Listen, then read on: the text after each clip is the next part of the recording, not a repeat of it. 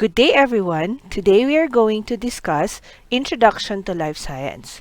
And what better way to start our lecture by looking at where do cells come from? Now, for many years, people believe that animals could actually come from non-living sources. And we call this as the theory of abiogenesis. Also, we call this as the theory of spontaneous generation. Now, why do people actually believe this? It's because these ideas were followed because people simply accepted what they were told. Another reason is because of the power of authority. In the past, people believed that they were told by authorities. So, like for example, whatever the church would tell them, or even the Greek philosopher Aristotle would tell them, they would believe that. When you question Aristotle, it's also like questioning the church. This is an example of the theory of abiogenesis or spontaneous generation. Now, every year in the spring, the Nile River flooded areas of Egypt along the river, leaving behind nutrient-rich mud, and it enables the people now to grow that year's crop of food. However, they also noticed that along with the muddy soil that would give them the crop for food, is large number of frogs appeared that weren't there during the drier season. And so now they concluded that this muddy soil actually gave rise to the frogs. Another example is with this sweaty shirt and wheat. And then people believe that the sweaty shirt and the wheat would actually now give us or give a rise to rats. One scientist actually put forward that this belief that mice could be generated spontaneously from wheat and a sweaty shirt. And he called the wheat, and he said that this would now provide the nutritive power, whereas the shirt would now provide the active principle. When we say active principle, it means that it's a mysterious life force that allowed spontaneous generation to occur. Of course, not all scientists actually believe the theory of spontaneous generation. Some of them were eager to either debunk or even to prove this theory. One of them is by the name Francisco Redi. In 1668, Francisco Redi, who is an Italian physician and poet, attempted to disprove the theory of spontaneous generation. So in his experiment, what he did was, he put dead eels, dead whales, dead snakes into open wide mouth jars. And for his experiment, what he did was, for the first set of jars, he actually covered them with wax, and then the second set of jars, he just left them open. And by the end of the experiment, he noticed that those jars who are actually open or that are actually opened or left opened are the ones that had maggots on them. Whereas those jars that are closed with wax did not have any maggots on them. And so, Redi concluded that the flesh of dead animals cannot engender worms unless the eggs of the living being deposited therein. Although Redi was able to prove that spontaneous generation is actually non-existent, of course there were some critics of Redi. What did they say? They said, you have too many variables. There is a lack of access and a lack of air. And we all know that everything needs air. Why were they saying this? It's because the second set of jars were actually closed with wax. And so, because there was no air, of course, no flies grew. You haven't really proven anything. Of course, Redi was not ready to give up. He actually answered his critics with another set of experiment. Now, in his second experiment, instead of covering the jars with wax, he actually covered it with fine mesh. Now, this time, this fine mesh would allow in air. However, since flies are very big, they would not be able to touch the different kinds of meat. So what was the result of his experiment? At the end of his experiment, he saw that the flies actually laid eggs on top of the mesh.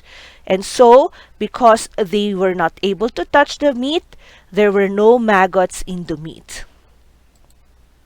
And so, Reddy now concluded that all living beings come from seeds of the plants or animals themselves. However, if someone were to demonstrate even one exception to this hypothesis, then of course, Reddy's hypothesis would be rejected. One of the scientists who actually really believed in the spontaneous generation is John Needham.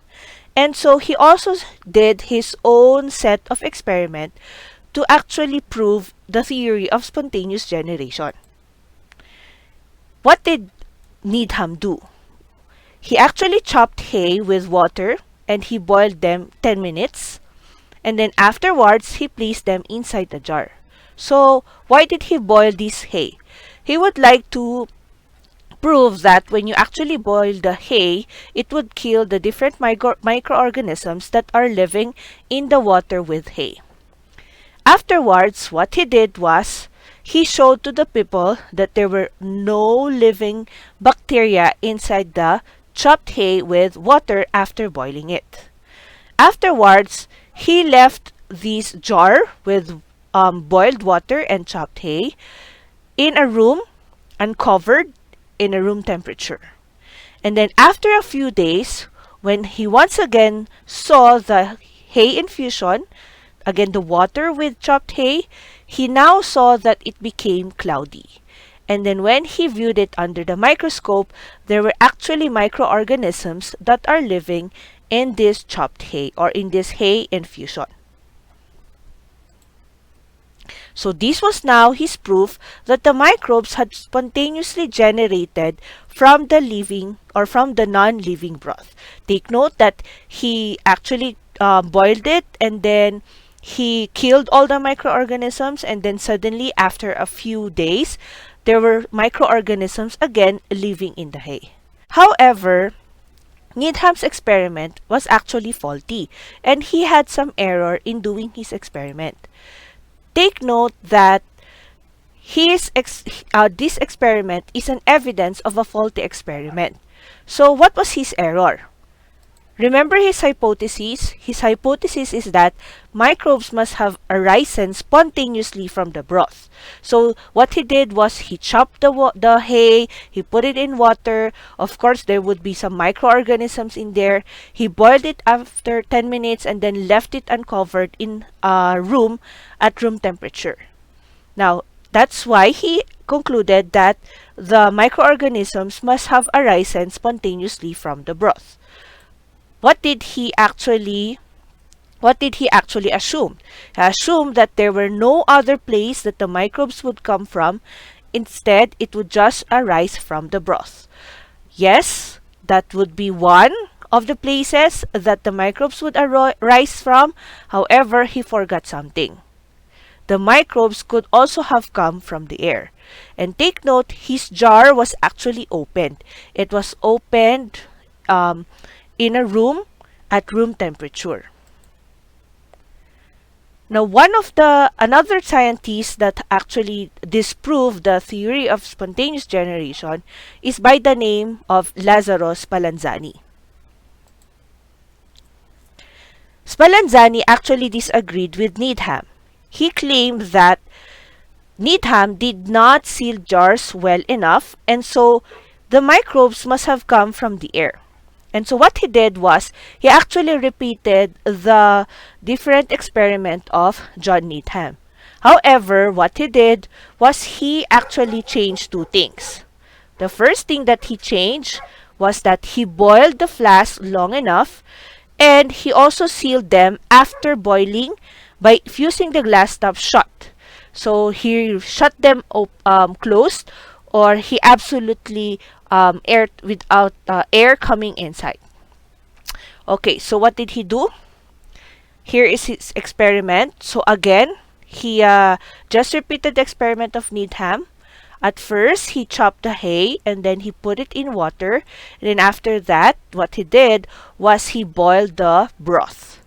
He then let it cool down, and then one of the flasks, he left it open, and then he waited for days. And then after that experiment, he saw that there was growth. However, in the second set, what he did was, again, he chopped the hay and put it in water, and then he boiled it for a longer period of time. And then that flask, he actually closed it airtightly, and then he waited for many days, but then he saw that there was no growth. And so what he did was, he opened the flask. And then after some time, he saw that it was cloudy, which is an indication that it was already there was already growth of different bacteria. And so this was now his result in his experiment. And yet, Needham actually criticized Spallanzani's first experiment. He said, "You boiled it too long and you spoiled the vegetative power by boiling. Also, you killed the ability of the broth to give life." Remember what we said earlier? There is the vegetative power that would actually give the different materials so that they would be able to give the life. So, according to Needham, Spallanzani actually killed that ability for the broth. Also, he said, you have damaged it by boiling. So, of course, life can still come from the broth, but again, you should not kill its vegetative power so that it can still have the ability to give life. And so, Spallanzani also did not give up. So, he did a second experiment. But this time, he did timed boilings, which means that for the first set, he gave around 30 minutes, and then 60 minutes, 90 minutes, and 120 minutes. So he actually did his experiments by time. And then afterwards, he left them partially sealed. So he actually did not left them super tightly sealed, like airtight sealed, but some of them, he left them partially sealed. And so he said that since they are not airtight, they are just partially sealed, of course, they will now still have the ability to give life, okay? So he said that there would be some active principle because he left some jars with a leaky seal so that their active principle would not be damaged. And so, what was his result in his experiment?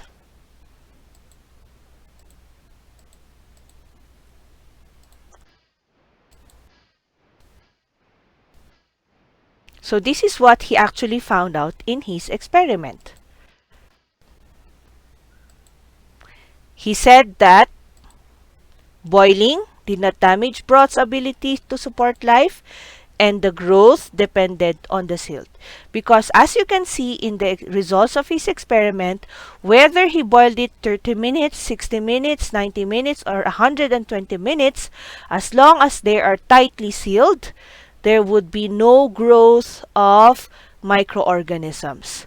And for those that he boiled the same time, but he left them open, they had now different growth. What does this mean? It does not depend on the boiling, which Needham was actually saying that Spallanzani killed the ability to give life, but rather it actually depended on the seal only. Finally, we have Louis Pasteur. And Louis Pasteur is actually the one who really debunked the theory of spontaneous generation. So, how did he do this? Take note that one of the problems in Spallanzani's experiment was the exclusion of air. There was no air that could go inside the flask. And so Pasteur suspected that microbes could actually come from the air. However, how could he do this, or how could he prove this? By allowing air into the jar or into the flask, and then afterwards excluding the tiny microorganisms. Of course, when he will use finer nets to cover the different flasks, it would not be very small enough, and so it will still let the microorganisms go to the flask. And so what he did was he made actually a better design of a flask. And what he did was he used what we call as a swan neck flask. And this is the swan neck flask. And so this swan neck flask would now allow in air, but it will actually trap dust as well as microorganisms. So the same experiment, he did the same experiment, but he just used what we call as the swan neck flask. So what's the first thing that he did? First, of course, he put liquid into the flask, and then inside the flask is the same. There is still hay infusion. And then afterwards, he actually bent the neck of the flask. So it would look like a swan neck. After that, he boiled the hay infusion, the water with the different hay inside, so that it would replicate the experiment of Needham as well as Spallanzani. And while he's boiling this hay infusion, it will now air force the boiled liquid out. Okay. Afterwards, he now cooled the liquid down with the room temperature, and although there was air that would actually come inside these different flasks, the air would come in, however, the dust would be trapped in this side, and along with the dust that is trapped, the microorganisms are also trapped. And after a few days, he noticed that there was no growth of microorganisms inside the hay infusion. Okay. So, his experiment was actually not yet done. So, what did he do? Next is, what he did was he tipped the flask so that the liquid would come in contact to the area where the dust has been trapped along with the microorganisms. He let the liquid go inside, and then afterwards, he let the liquid again go back to the hay infusion. And then, by that time, he now saw the growth of microorganism. So, by his experiment, he actually showed that the active principle was not damaged, as according to Needham, because there was still air that is coming inside the flask. He also showed that at any later time, he could actually tip the flask so that it would touch the dust as well as the microorganisms. What does this mean? It means that it will now allow the nutrient broth to contact the dust. Thus, it will carry the microorganism into the broth, and it will now allow the microorganism to grow inside the broth. And because of the experiment of Louis Pasteur, he now squashes the idea of abiogenesis completely. Since then, there was no one who was able to refute his experiment, and so scientists everywhere soon came to accept that abiogenesis did not exist. So, how does life on the planet started in the first place? We now have what we call the theory of biogenesis. And what does this theory mean? It means that life comes from life. Because of the experiment of Pasteur in his swan-shaped flask or swan neck-shaped flask, he now proved that microorganisms can only come from other microorganisms. And so when we say biogenesis, life would only come from life. The theory of biogenesis proves to us that life comes from life. But how did life actually originated on Earth 3 billion years ago? Here are 7 theories on the origin of life. The first theory is that it started with an electric spark or a shocking start. This theory says that lightning may actually have provided the spark needed for life to begin. Electric sparks can actually generate amino acids and sugars from an atmosphere loaded with water, methane, ammonia, and hydrogen. And this was actually shown by the famous experiment of Miller and Urey, or we call it the Miller-Urey experiment. In 1953, it suggests that lightning might have helped create the key building blocks on life or life on Earth in its early days. And over 7 million or over million of years, larger and more complex molecules could now come from those simple building blocks. Although, of course, research since then has revealed that the early atmosphere of Earth was actually hydrogen poor. But they believe that volcanic clouds actually contain methane, ammonia, and hydrogen. And of course, it would have been filled by lightning as well in our early atmosphere. And so because of that, it now gave an electric spark, and this is what helped in building the key building blocks that is made up of our life right now. The second theory is the molecules of life met on clay. What does this mean? Take note that the first molecule of life might have been on clay, as according to the ideas of Alexander Graham Cairns Smith. So he is an organic chemist at the University of Glasgow in Scotland. So he said that mineral crystals in clay could have actually arranged organic molecules into different organic patterns. And remember that we have DNA in our body, and the main role of DNA is to actually store information on how other molecules should be arranged. And when we have genetic sequences of DNA, these are like essential instructions on how these different amino acids should be arranged in proteins. What are the different proteins? Those are the things that are actually building blocks of your body. So for example, your hair or even the skin, those are actually composed of different proteins. And what dictates them to follow such arrangement? It's because of our DNA. Now, what did this theory have to do with DNA? Cairns Smith actually suggested that mineral crystals in the clay would have arranged organic molecules into organized patterns. Take note again, the DNA are following an organized pattern so that the different proteins will be actually formed. And according to Cairns, the clay are the ones who actually arrange these organic molecules into organized patterns. The third theory is that life began at deep sea vents. Now, deep sea vent theory suggests that life must have begun at submarine hydrothermal vents. So these are the different submarine hydrothermal vents. And of course, they're still existing right now. Now, these vents actually spew different gases.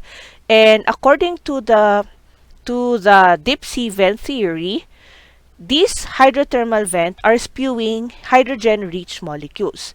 And take note that hydrogen is the key building block that would actually form the different organic molecules.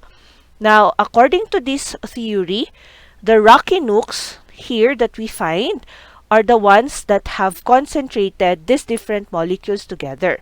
And so, by providing mineral catalysts for critical reactions, and again, as I have mentioned earlier, even now, these vents actually are rich in chemicals and thermal energy. And until now, they actually sustain vibrant ecosystems. So meaning there are different living organisms that are found in the different hydrothermal vents that are found under the ocean. The fourth theory is that life had a chilly start, and it says utterly chilling. So what does this mean? It means that ice might have actually covered the earth or the oceans 3 billion years ago. And the sun was about a third less luminous than it is now. So, meaning the sun was not as bright as now than before when it happened 3 billion years ago. And so scientists say that the ocean, because of this, the ocean was filled with ice. Now, this layer of ice might have now protected fragile organic compounds in the water. And because of the different ice that is covering our oceans, they're actually protecting the different organic compounds from the ultraviolet rays that come from the sun, as well as the that comes from the cosmic impacts. Because take note, they believe that before we have different asteroids that are coming inside the earth, and because of these cosmic impacts that would have happened, they would now give us ultraviolet rays or light. But because of the ice that is covering the ocean, then it would have protected these organic compounds. Now later on, these organic compounds could have now become the molecules to start life on Earth. So this cold might have also been the one helping these molecules to survive longer. And after they survive longer, this now led to the different formations of our organic molecules. The fifth theory of the origin of life is that the answer lies in understanding DNA formation. And as we know, nowadays, DNA needs protein in order to form, and also proteins require DNA.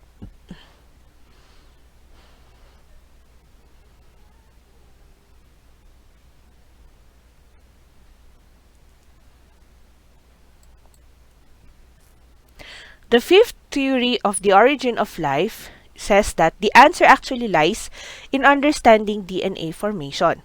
Nowadays, of course, we know that DNA is very important and that it needs protein to form. And of course, proteins, on the other hand, also require DNA to form. So, how could these have formed without each other? If during the early times there was no DNA, and then how could it form proteins? If there are no proteins, how could it form DNA? Now, the answer is actually because of what we call the RNA. RNA can store information like DNA. And at the same time, they would serve as enzyme and enzyme-like proteins. And then they would also help create both the DNA as well as proteins later. So this theory now says that because of the different RNA nucleotides, these are the ones that help build the DNA, and then at the same time, they are the ones that help build the proteins, and also they help in the protein synthesis. And so afterwards, this one, or the protein synthesized by RNA, is now the one that later on formed into DNA. Take note that RNA still exists until now, and it performs several functions in each of us and in each of different organisms. What do? They include acting as an off and on switch for some genes. Also, they are very important in transcribing the different proteins. However, the question still remains. How did RNA got here in the first place? If there was no DNA, if there was no protein, and then we say that RNA is the one that started the origin of life, then how did it come here in the first place on Earth? Some scientists actually believe that the molecule could have spontaneously arisen on Earth. And others also believe that these nucleic acids might have come from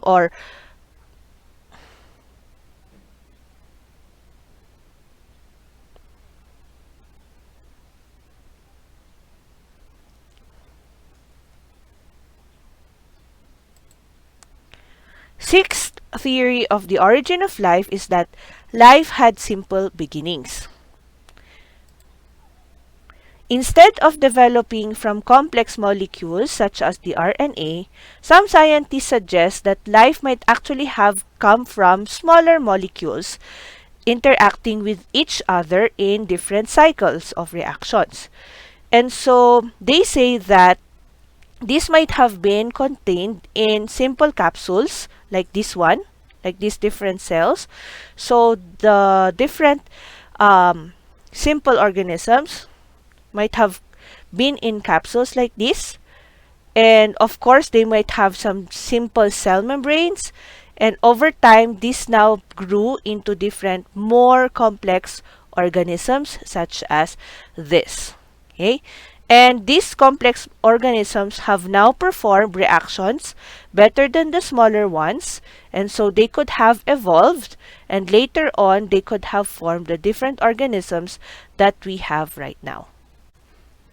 The seventh origin of life theory says that life was brought here from elsewhere in space, and it's actually out of this world. And this is called the Panspermia theory. It says that perhaps life actually did not begin on Earth at all. However, it was brought here from elsewhere in space. For example, let's say there were rocks that were coming from space, and then these rocks actually regularly get blasted off Mars, and then it would come to the Earth. And so these rocks now brought to us different life. Okay, and then because of this, when it brought life on Earth, then the different life grew here on Earth. Okay, so that's how the theory of Panspermia actually existed. Of course, let's not forget the theory of special creation. This is actually the belief of most major religions in the world, and is also the most widely accepted theory when it comes to the origin of life. Now that we have discussed the different theories when it comes to the origin of life, let's now discuss the different characteristics of life. These characteristics of living things is seen across all living things, whether they are small living things or they are big living things, whether they are unicellular or even multicellular. We can see all of this characteristic in each of the living things that are living on Earth. The first characteristic is that all living things are made up of one or more cells. So when these cells or when these living things are just unicellular, then they only have one cell. So an example of this is the bacteria. And when an organism is actually composed of many different cells, then we call them as multicellular. So of course, an example of this would be the animals as well as the plants. And aside from having one or more cells, living things are also highly organized. So of course, there are different levels of organization in each of the different living things, especially if they are multicellular. So cells are now organized into different tissues, like for example this one. So we have here the cell, and then when we group them together, they will now form our tissues. And then these tissues are now organized into different organs. So like for example, this tissue is organized into different organs such as the heart. And then, of course, these organs are organized into organ systems. So when you put together the different organs, then they will now form your organ system, particularly the circulatory system. And, of course, if you put together all the different organ systems, then you now comprise an organism, such as when you have the respiratory system, circulatory system, reproductive system, digestive system, and so on and so forth, it will now give you an organism. And so we define now organism as one that displays all characteristics of life, and they are considered to be alive. The second characteristics of living things is that all living things need energy to survive. Now, where do we actually get this energy? The living organisms get the most basic form of energy in the form of ATP or adenosine triphosphate.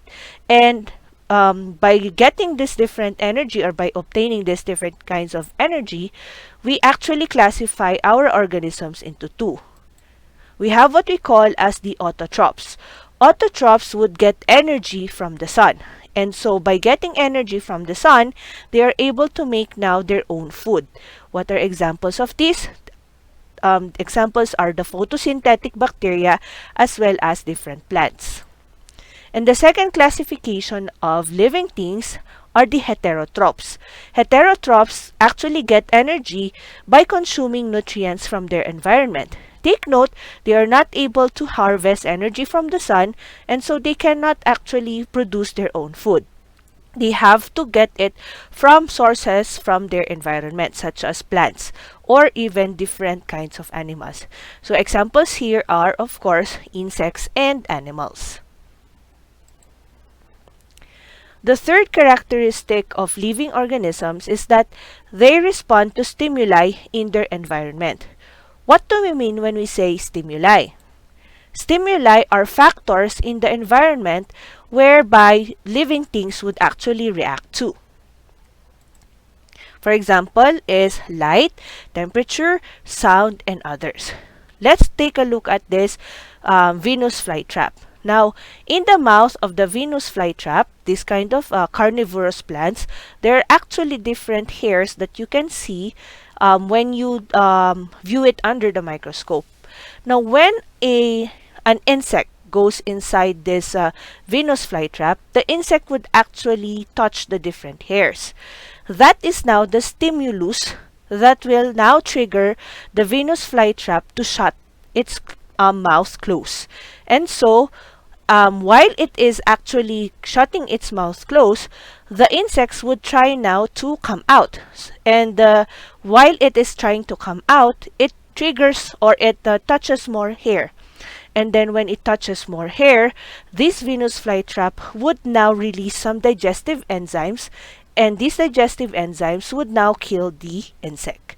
So that is an example of how we respond to the stimuli around us. And in order for us to detect stimuli, we actually use or organisms actually use their different senses. So like for example, we have the skin, the eyes, the ears, and taste buds as their sensory organs to detect the different stimuli. And once the stimulus has been received by the organisms, it now triggers a response, just as what we have seen in the Venus flytrap. Another example is for dogs. How do you train different dogs? So you actually condition them, and then you try to ring a bell, for example. So if they don't have conditioning, when you give them the bell plus the food, then of course they will have salivation. That's their response to the bell and the food. But if, for example, they were not trained and then you just ring the bell, there will be no salivation because they do not know what the bell is for. So that's another example of a stimulus. The fourth one is that all living things actually reproduce. And then there are two types of reproduction. We have what we call as the sexual reproduction. This is when two sex cells are actually required in order to produce an offspring. So, which means that we need the different sex cells. And what are the sex cells? Sperm that comes from the male and egg that comes from the female. But we also have what we call as the asexual reproduction. So asexual reproduction happens when only one parent cell is needed, as is found in different kinds of bacteria. They do asexual reproduction. How? By, for example, this one is called binary fission. They would just divide into two, and so they are actually reproducing already. The fifth characteristic of living things is all living things grow and develop. Now, each cell actually divides to make new cells, and we call this as cell division. And whenever these cells divide, they actually result in the growth of the different organisms. Some cells, on the other hand, actually become specialized, and they would now perform different jobs than the other different cells. So, for example, when a baby is still, or when the fetus is still inside the womb of the mother, the first one, or the egg, would first divide into it will have cell division, and then it will now grow and develop, and then some of these different cells would now become specialized. So they are the ones that would become the heart, the lungs, and then the intestines or the stomach. So of course they would now develop and perform different functions. And when everything is already developed, the baby inside the womb would now grow. The sixth characteristic of living thing is that all living things maintain homeostasis. When we say homeostasis, it is actually a relatively stable internal environment. So it means that our bodies are actually within a certain range for us to be able to maintain our internal, or our stable internal environment. So for example, you have your body temperature. When your body temperature goes up to 38 or 39, that is already beyond the stable internal environment. So there is a range wherein our bodies should maintain that temperature. Now, when our body feels that our external environment is, like for example, it's very warm, what do? We actually get electric fan, or we remove our clothes so that our bodies would still have our stable internal environment. However, when the external environment becomes very cold, what do? We actually put our warm clothes, and the response of our body is that we chill. Okay, so that would be the response of our body, because it is detecting that we might not reach that internal environment. So again, when it's too warm, the response of our body is we sweat to remove the extra heat that we are actually feeling. And then when we feel cold, the response of our body is to chill, so that we would have enough warmth in our body. The seventh characteristic of life is that all living things have a universal genetic code. And where can we find this genetic code? We find it in our DNA. Okay? Take note that in the DNA, this is where we actually have our genetic information. And later on, we will be discussing how this genetic information is passed from one generation to the next. So it's very important for all living things to have DNA, and then these ones, the DNA, are the ones that is passed, especially the genetic information, to the next generation. And finally, all living things adapt to their environment. Now, organisms and species actually adapt to their environment in order to survive. So, for example, if we have here different kinds of rabbits, their adaptation actually occurs to best suit the habitat by which they are staying. And sometimes the adaptation that they do may or may not be reversible. So for example, we have here these different rabbits.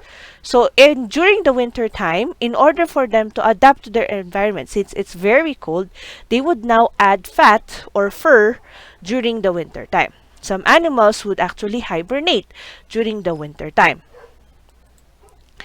And also another way of, for example, adaptation to the environment is by changing their coat colors. So why do they do that? So that they would actually elude their predators, so that their predators would not find them, and then their predators would not eat them. So these are the 8 characteristics of living things, as well as the different theories on the origin of life. I hope that you have learned a lot of things in this lecture video, and I will see you again later.